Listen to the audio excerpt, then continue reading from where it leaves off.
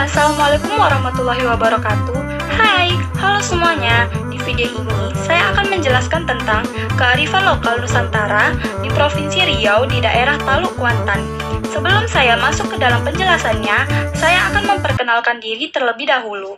Perkenalkan, nama saya Kania Safira dari SMK Negeri 3 Pekanbaru, kelas 10 Kuliner 2, tugas P5 tentang kearifan lokal. Yuk masuk ke dalam penjelasannya. Apa itu kearifan lokal? Kearifan lokal merupakan bagian dari budaya suatu masyarakat yang tidak dapat dipisahkan dari bahasa masyarakat itu sendiri. Tujuan kearifan lokal adalah untuk pengembangan di suatu daerah atau mengingatkan kepada masyarakat betapa pentingnya sumber daya alam. Inilah sedikit pembahasan tentang kearifan lokal. Yuk masuk tentang Taluk Kuantan. Kabupaten Kuantan Singingi adalah sebuah kabupaten di Provinsi Riau, Indonesia. Ibu kotanya berada di Teluk Kuantan. Kabupaten ini berada di bagian barat daya Provinsi Riau dan merupakan pemekaran dari Kabupaten Indragiri Hulu.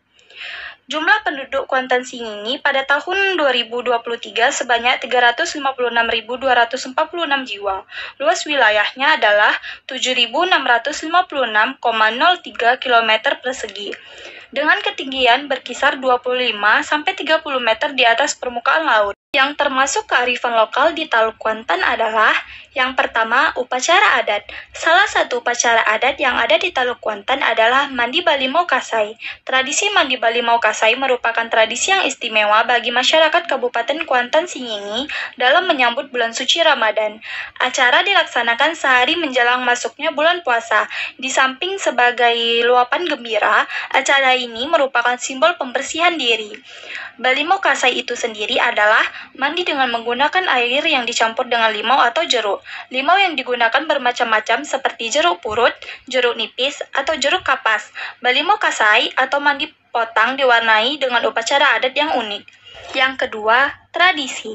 Tradisi yang paling terkenal di Taluk Kuantan adalah Pacu Jalur.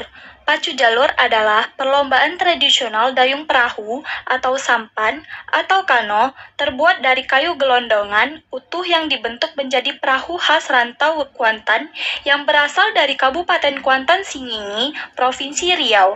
Awalnya, pacu jalur diselenggarakan untuk merayakan hari raya agama Islam, seperti Hari Raya Idul Fitri di Riau.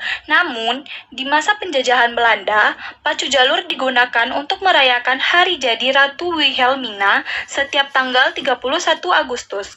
Faktanya, tradisi turun-temurun ini memiliki makna filosofi yang sangat mendalam. Baik itu dari segi pembuatan perahu, hingga makna di setiap gerakan sang penari saat pacu jalur. Ditambah lagi, pembuatan jalur tidak dilakukan sembarangan. Sebelum mengambil kayu besar, seluruh masyarakat harus melakukan ritual terlebih dahulu. Tujuannya untuk menghormati dan meminta izin kepada hutan belantara saat mengambil kayu yang besar. Satu jalur bisa menampung 50-60 orang anak pacu, dan setiap orang di perahu memiliki tugas masing-masing, baik itu tukang congcang, komandan atau pemberi aba-aba, tukang pinggang, juri mudi, dan tukang onjai, pemberi irama dengan cara menggoyang-goyangkan badan, dan terakhir adalah tukang tari atau anak coki yang berada di posisi paling depan. Yang ketiga, kesenian daerah. Salah satu kesenian daerah yang ada di Taluk Kuantan adalah tari Randai Kuantan. Randai Kuantan merupakan tarian khas asal Kuantan Singingi, Riau. Tarian ini populer di kalangan masyarakat saat acara pacu jalur digelar setiap tahun dan jika ada acara-acara adat.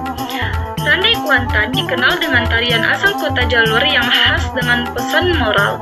Bahkan, dalam tarian tersebut disampaikan terkait cerita rakyat dan kehidupan di kota jalur sejak dahulu.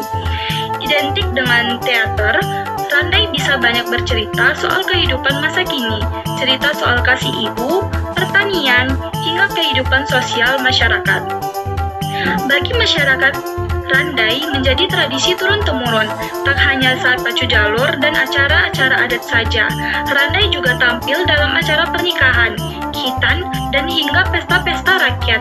Namun paling menarik, randai biasanya hadir saat masyarakat Melayu jalur adalah pembakaran atau pengasapan perahu yang nantinya dipakai untuk pacu jalur. Yang keempat, permainan tradisional. Permainan tradisional yang paling terkenal di Teluk Kuantan adalah sepak rago tinggi. Sepak rago tinggi ini sangat menarik karena sejarahnya sepak rago tinggi merupakan permainan melawan kejahatan yang diibaratkan bola rago tinggi adalah mata setan. Permainan sepak rago tinggi merupakan jenis permainan tradisional yang telah dimainkan sejak zaman dahulu oleh nenek-nenek moyang, khususnya yang berasal dari Kenegrian Kopah, Kecamatan Kuantan Tengah, Kabupaten Kuantan Singingi. Biasanya, permainan sepak rago tinggi ini dilakukan pada momen tertentu untuk panen padi atau hari besar agama Islam. Suatu keharusan yang dilangsungkan sepak rago tinggi adalah wajib mengundang penghulu dan niniak mama.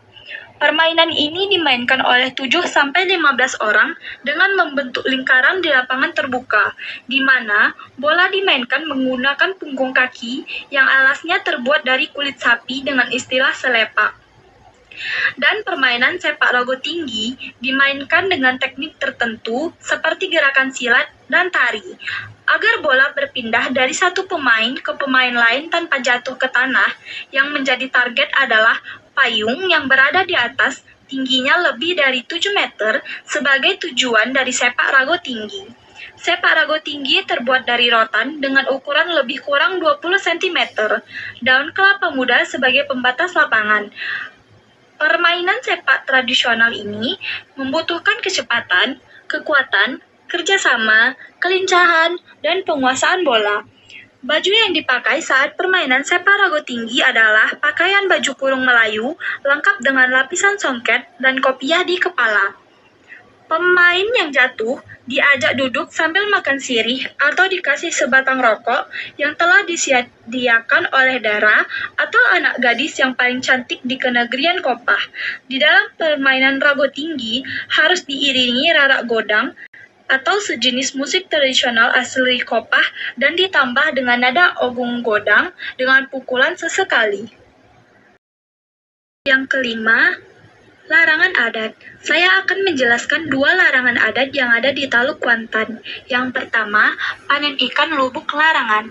Memucuk ikan merupakan tradisi tahunan yang dilakukan dan dilestarikan masyarakat Pangkalan Indarung, Kecamatan Singingi, Kabupaten Kuantan Singingi, Riau.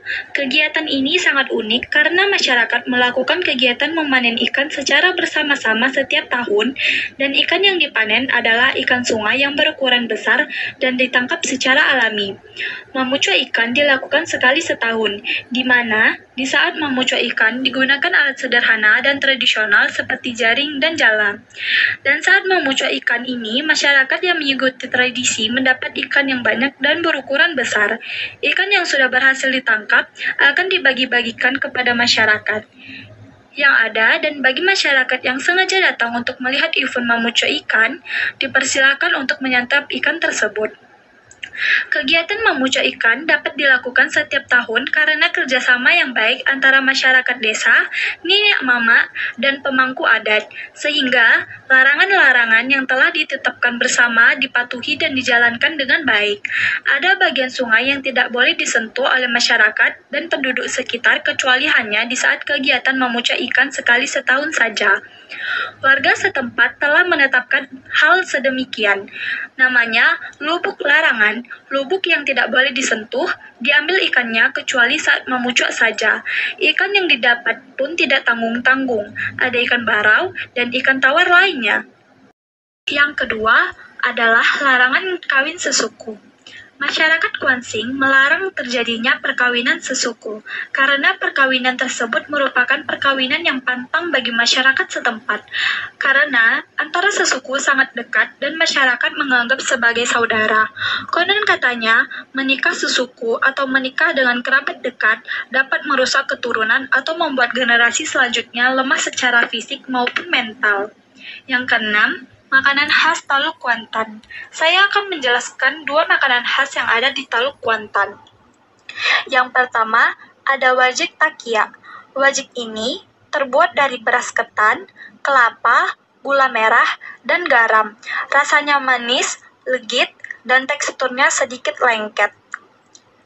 Yang kedua, ada kue pinyaram. Kue pinyaram adalah kue yang paling mudah ditemukan saat ada acara khusus dan hari raya. Bahan-bahan yang dibutuhkan adalah tepung beras putih, santan, dan gula aren. Kemudian semua bahan tersebut dimasak secara bersama-sama di dalam kuali khusus yang juga berfungsi sebagai cetakannya. Yang ketujuh, minuman khas untuk Talu Kuantan. Salah satu minuman khas Talu Kuantan adalah minciku. Minciku adalah minuman khas daerah Kuansing atau Talu Kuantan yang terbuat dari campuran sawo, gula merah, dan asam sitrat yang akan membuat tenggorokan terasa segar. Sekian penjelasan tentang tema kearifan lokal Provinsi Riau daerah Talu Kuantan yang dapat saya jelaskan. Mohon maaf bila ada kesalahan. Assalamualaikum warahmatullahi wabarakatuh. Bye-bye.